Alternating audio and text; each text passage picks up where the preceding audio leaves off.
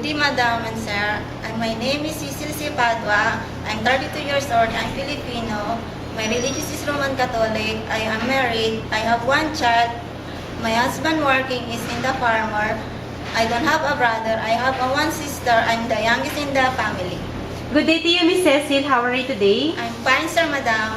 What are the advantages of the employers if they will hire you? Sir, Madam, if you hire me, I'm the ex-abroad. I'm familiar in the house, doing housing chores. I can easily adapt to your future.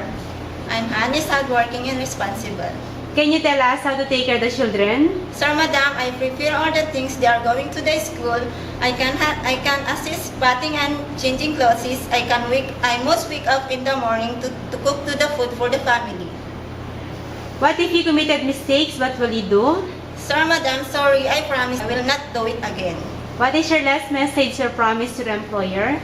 Sir, Madam, I promise I do my best to your house. I will promise I finish my 2 years contract. Thank you, Miss Cecil, and good luck. Thank you, Sir, Madam.